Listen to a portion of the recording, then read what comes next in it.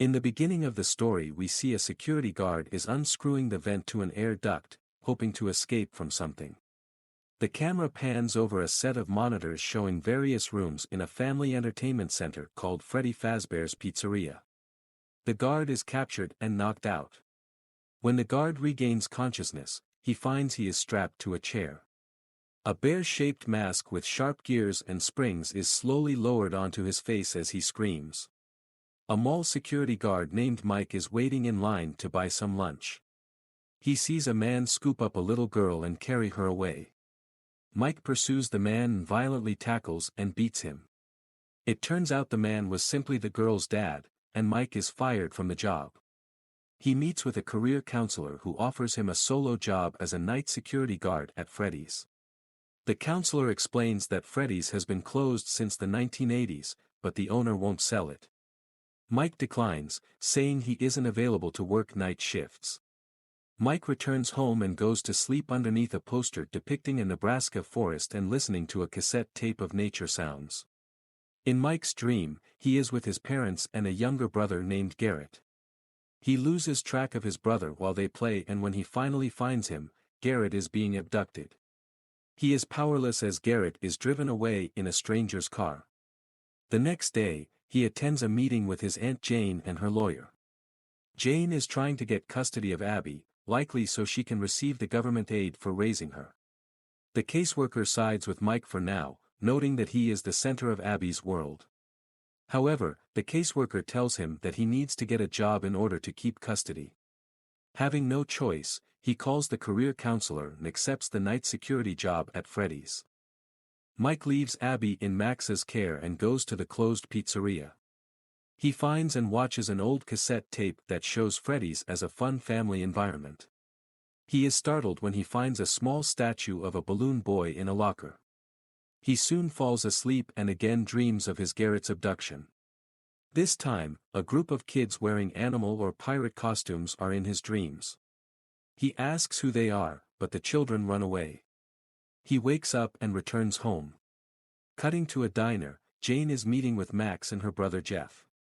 It turns out that Jane hired Max to look through Mike's belongings while babysitting to find incriminating evidence that can be used against Mike in the custody battle. Max says that Mike has nothing to hide, other than he sleeps an abnormal amount of time. Jeff and Jane then think of a plan to ransack the pizzeria so that Mike will be fired from job again. That night, Mike brings the Nebraska poster and tape of nature sounds to his job and falls asleep.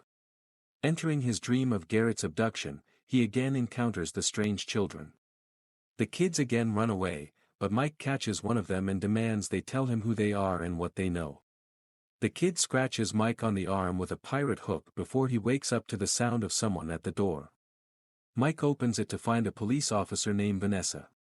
She goes inside and notices that Mike has a scratch on his arm and bandages it.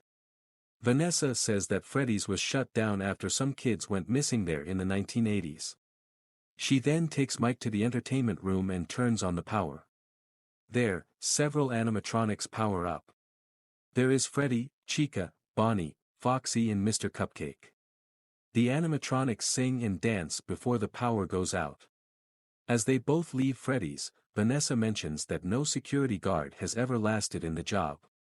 When they left, Max, Jeff, and two of their friends break in. They begin stealing valuables, things and messing up the place. The animatronics awaken and begin moving off the stage. One of the friends finds Chica and Mr. Cupcake. Chica throws Mr. Cupcake at him and it eats his face off. The other friend is stalked and eventually killed by Bonnie when the animatronic smashes his head repeatedly into a door. Mr. Cupcake and Foxy catch Jeff and kills him. Max sees a child running through the pizzeria. She follows the child into a room. The child's voice calls out from inside the animatronic and Max walks over to get a better look.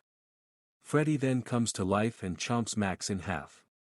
The next day, Vanessa stops by Mike's house and meets Abby. She tells Mike about the break-in and claims he left the doors unlocked.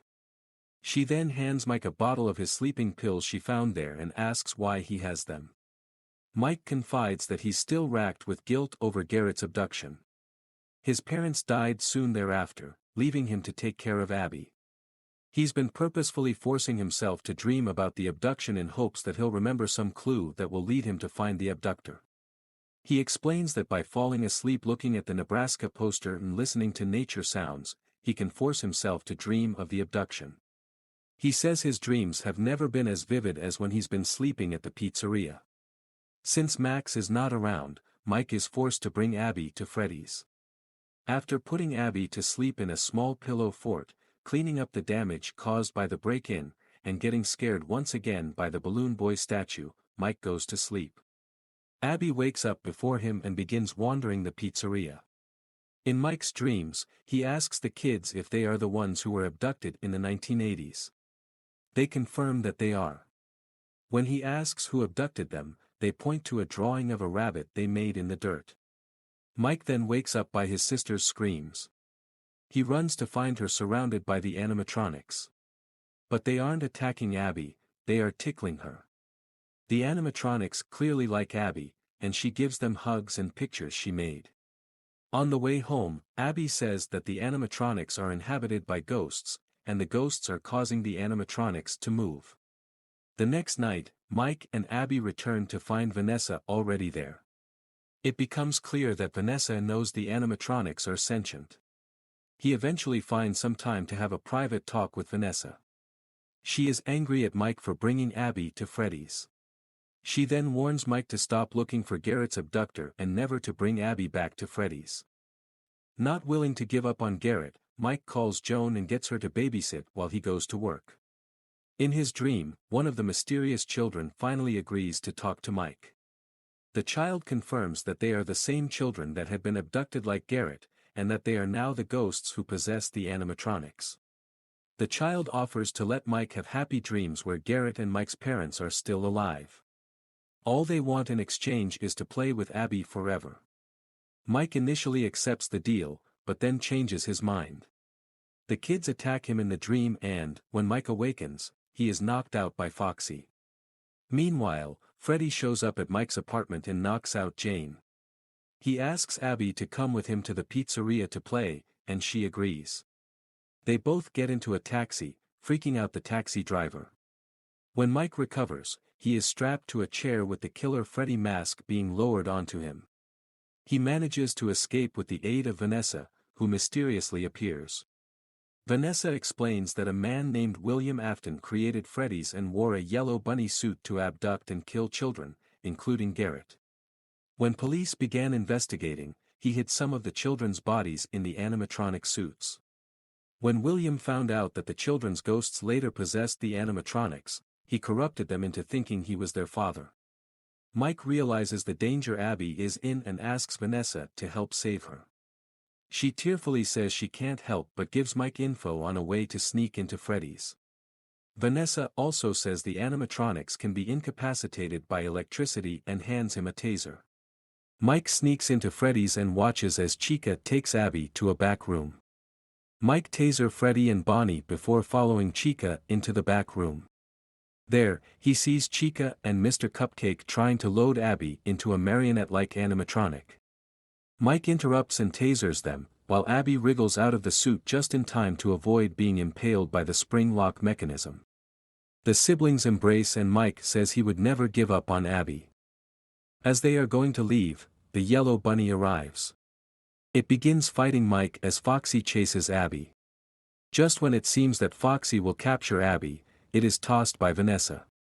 The officer then confronts the yellow rabbit, calling him Dad.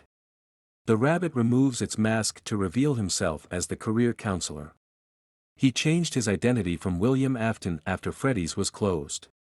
Vanessa pleads with her dad to stop what he's doing, but William coolly walks up to his daughter and stabs her.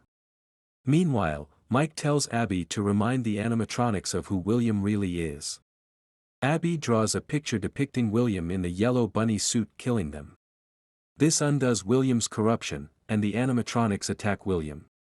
In the scuffle, the spring lock mechanism is activated, and it impales William. As the madman bleeds, he screams out to Mike that he'll be back, he always comes back. The animatronics then drag William to the back rooms. Mike and Abby drag Vanessa out of Freddy's. Sometime later, we see that Mike and Abby's relationship has improved. They stop by the hospital to visit Vanessa, who is in a coma. At home, Abby says she feels bad that the ghost children are now truly alone as William is no longer paying security guards to spend the night there. Abby asks if they can one day visit Freddy's again, and Mike responds that maybe someday they will. Meanwhile, at Freddy's, William is still alive, though trapped in the bunny suit. In a post-credit scene, the taxi driver is startled when he turns to the back seat, only to find the balloon boy statue sitting there. Then the story ends. If you like this video, make sure to like, share and subscribe for more videos and press the bell icon. Thank you.